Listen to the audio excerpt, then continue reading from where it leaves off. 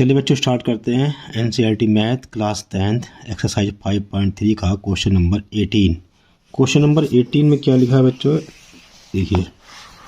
A spiral is made of successive semi circles with centres alternately at A and B, starting with centre A of radii 0.5 centimetre, 1.0 centimetre, 1.5 centimetre, 2.0 centimetre as shown in figure 5.4. What is the total length of such a spiral made of 13 consecutive semicircle? और हमें पाई की value दे रखी है 22/7। तो इस figure देख लेते हैं बच्चों, इसकी इस तरह से स्पाइरल है कोई, तो इस तरह से इसके दो सेमी सर्कल बने, 13 सेमी सर्कल बनते हैं इसमें। तो एन की वैल्यू तो हमारी 13 हो गई, ठीक है। अब बात आती है इसकी रेडियस की। रेडियस हमको दे रखा है इन्होंने 0.5, जो ए सेंटर का जो सेंटर ए है ऑफ रेडियस 0.5, तो 0.5 ए टू बी हो गई इसकी रेडियाई, यहाँ से यहाँ तक रेडियस 0.5 हो गई। तो और ए से लेकर यहाँ तक कितनी जाएगी 0.5 प्लस 0.5 को प्लस करते चले जाएंगे, तो हमारे ये जो सर्किल बन रहे हैं नेक्स्ट उनकी रेडियाई निकलती जाएगी। और हमको बताना कि इसकी टोटल लेंथ कितनी है, ये तो बताना बच्चों। चलिए स्टार्ट करते हैं इस क्वेश्चन को, फिर कैसे करना है। तो हमें जो दे रखा है, हमें तो सर्किल जो दे रखा है इसका रेडियस निकालते हैं बच्चों पहले। तो पहली जो रेडियस है, length of a semi circle with radius 0.5 centimetre of a semi circle with radius 0.5 centimetre. तो ये सेमी सर्कल है बच्चों, तो सेमी सर्कल का जो पेरीमीटर होता है उसकी वैल्यू होती है पाई आर।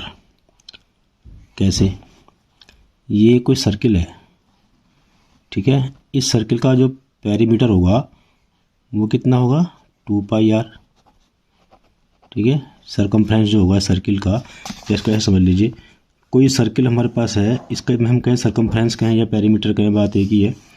तो सरकमफ्रेंस ये कितना होगा बच्चों, इसका सरकमफ्रेंस ऑफ ए सर्कल कितना होता है 2 पाई आर। जब मैं इसको हाफ कर दूं, ये आधा सेमी सर्किल है ये, तो सेमी सर्किल जब हो जाता है तो इसका जो सरकमफ्रेंस है उसको निकालने के लिए हम उसको 2 से डिवाइड कर देंगे। तो हमारा सरकमफ्रेंस क्या हो जाएगा बच्चों, जब सेमी सर्किल का पाई आर, ठीक है। तो ऐसे ही हम जो स्पाइरल है ये सेमी सर्किल तो है, और इसका जो पेरीमीटर होगा या सरकमफ्रेंस होगा वो होगा पाई आर, यानी कि रेडियस जो है इसकी 0.5 है, तो इसका जो पेरीमीटर होगा वो 0.5 पाई, 0.5 पाई जो होगा इसका पेरीमीटर होगा। इस तरह से अब जिससे जो बड़ा सर्किल बनेगा उसका निकाल लेते हैं सेमी सर्किल का। ये लेंथ जो है स्पाइरल की, length of a semi circle with radius 0.5 और 0.5 यानी कि 1 सेंटीमीटर हो जाएगी वो, यानी कि 1.0 इंटू पाई, या इसको हम पाई भी कह सकते हैं, पाई सेंटीमीटर, ठीक है। इस तरह से नेक्स्ट जो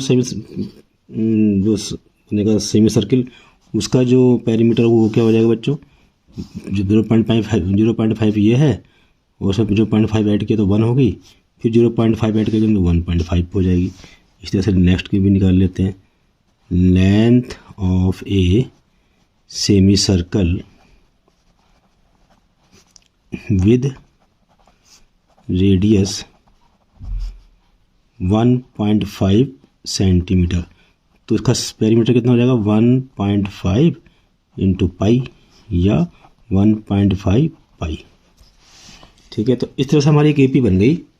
सभी की हमने लेंथ को जब लिखा तो इस तरह से भी बन जाएगी। पहली होगी हमारी 0.5 पाई, नेक्स्ट हो गई 1.0 पाई, नेक्स्ट हो गई 1.5 पाई, अगली हो जाएगी 2.0 पाई।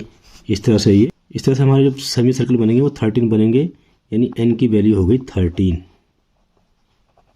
ठीक है बच्चों, n की वैल्यू कितनी होगी 13। और हमें पूरे इसकी लेंथ बतानी है स्पाइरल की, तो पूरे की लेंथ बतानी है, उसके लिए क्या फार्मूला लगाएंगे हम, ए बी का फार्मूला लगाएंगे सम का।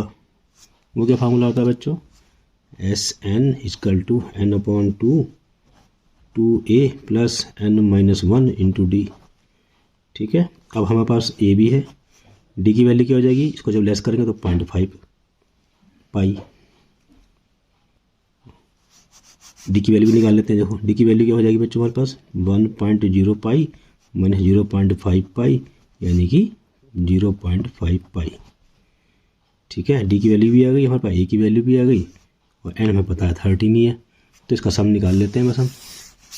देखिए कैसे निकालेंगे, तो S13 = 13/2 2a की वैल्यू है इंटू 0.5 पाई प्लस n की वैल्यू 13 है -1, और d की वैल्यू कितनी निकाली बच्चों हमने 0.5 पाई। ओके, अब आगे कर लेते हैं इसे कैलकुलेट।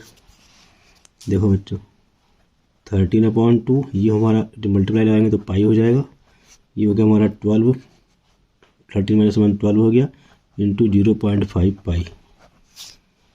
ठीक है, इसके बाद आगे कर लेते हैं इसको 13/2 पाई, जब इसकी मल्टीप्लाई 12 की 0.5 से करेंगे तो हमारा आ जाएगा 6 पाई।